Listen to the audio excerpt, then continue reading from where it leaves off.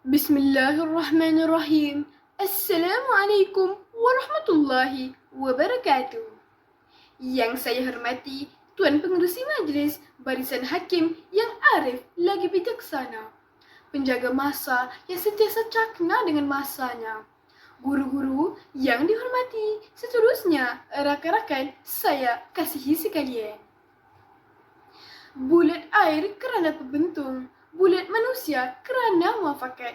Begitulah indahnya peribahasa yang menggambarkan betapa pentingnya perpaduan dalam sesebuah negara. Namun, persoalannya, apakah tunjangnya menjadi penyatuan rakyat Malaysia yang berbilang kaum, agama dan budaya? Jawapannya tidak lain dan tidak bukan ialah rukun negara.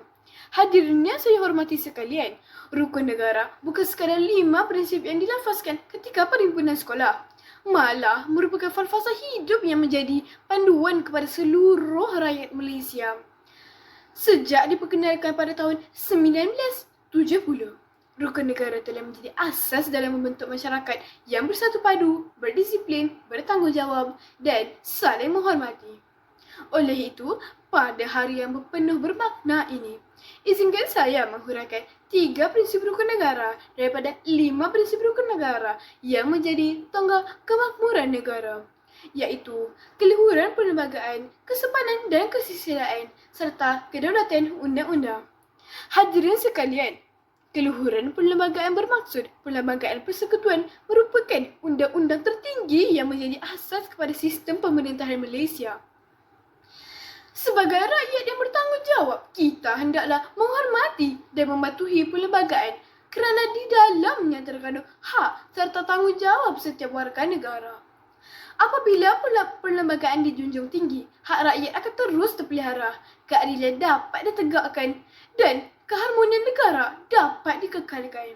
Sesungguhnya, tanpa perlembagaan yang dihormati, sesebuah negara akan kehilangan arah dan kestabilannya. Prinsip rukun negara yang kedua, iaitu kedaulatan undang-undang. Prinsip ini menegaskan bahawa setiap individu adalah sama di sisi undang-undang tanpa mengira pangkat, kedudukan maupun latar belakang. Tiada sesiapa yang kebal daripada tindakan undang-undang. Oleh itu, sebagai rakyat yang bertanggungjawab, kita hendaklah sentiasa mematuhi segala peraturan yang telah ditetapkan. Dengan mengamalkan prinsip ini, jenayah dapat dibendung, keamanan dapat dipelihara dan negara akan terus menikmati kesejahteraan. Bak kata pepatah, biar mati anak, jangan mati adat. Pepatah ini mengingatkan kita bahawa keadilan dan undang-undang hendaklah sentiasa dijunjung demi kesejahteraan negara. Prinsip yang ketiga iaitu kesopanan dan kesusilaan. Prinsip ini pula mengajar kita agar sentiasa berbudi bahasa, menghormati orang lain serta menjaga adab dalam setiap perturutan dan tingkah laku.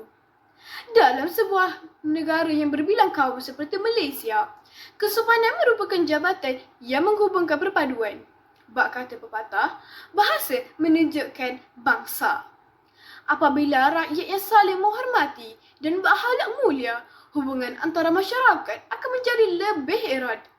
Perselisihan dapat dielakkan, keharmonian negara terus terpelihara.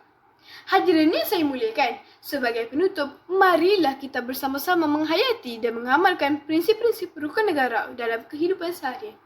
Janganlah kita sekadar menghafalnya di bibir, tetapi hayatilah maknanya dalam setiap tindakan.